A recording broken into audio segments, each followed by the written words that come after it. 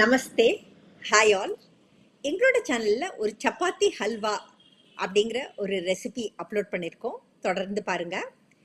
இந்த வீடியோவில் நீங்கள் பார்த்தீங்கன்னாக்கா நம்மளுக்கு மீதமுள்ள சப்பாத்தி, லைக் சம்டைம்ஸ் நம்ம சப்பாத்தி செஞ்சுருப்போம். அந்த சப்பாத்தியில் ஒரு 2 அல்லது 3 சப்பாத்தி மாத்திரம் பாக்கியாக இருக்கும். அது யாருக்கும் பத்தவும் பத்தாது. அட் த சேம் டைம் அதை நம்மளுக்கு வேஸ்ட் பண்ணவும் மனசு வராது. ஸோ அந்த மாதிரியான டைத்தில் நம்ம அந்த சப்பாத்தியை எப்படி ஹல்வாவாக பண்ணலாம் அப்படிங்கிற கான்செப்டில் நாங்கள் தயாரித்ததான வீடியோ தான் இது.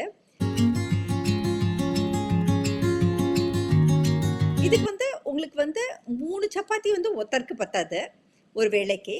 ஆர் அந்த 3 சப்பாத்தியை வச்சு நம்ம என்ன செய்யறது அப்படின்னு நம்மளுக்கு தெரியாது. ஸோ அந்த மாதிரியான டயத்தில் ஜஸ்ட்டு ஒரு கைப்பிடி அளவு தேங்காய் துருவல், கொஞ்சமாக வெல்லம், இது இருந்தாக்க நம்மளால் அது ஒரு சுவையான ஹல்வாவாக தயாரிச்சிட முடியும்.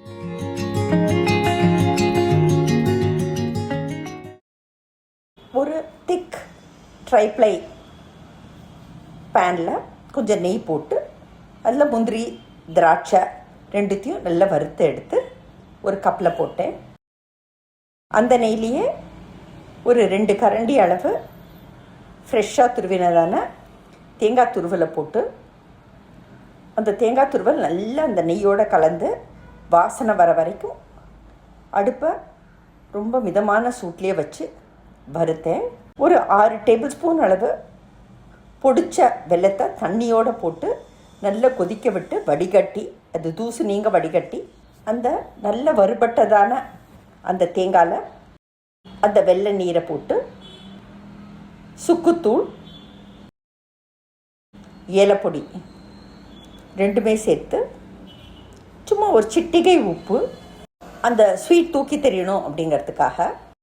சப்பாத்தியில் நீங்கள் உப்பு சேர்த்துருந்தீங்கன்னா பார்த்து போடுங்க. நான் சப்பாத்தியில் உப்பு சேர்க்காம தான் செஞ்சுருந்தேன். ஸோ நான் அதுக்காக அந்த அளவுக்கு உப்பு போட்டேன். நல்ல எல்லாம் ஒன்று சேர வரட்டும். எங்களோட சேனலில் நாங்கள் அப்லோட் பண்ணியிருக்கிறதான இந்த சப்பாத்தி ஹல்வா அப்படிங்கிற வீடியோவை தொடர்ந்து பாருங்கள்.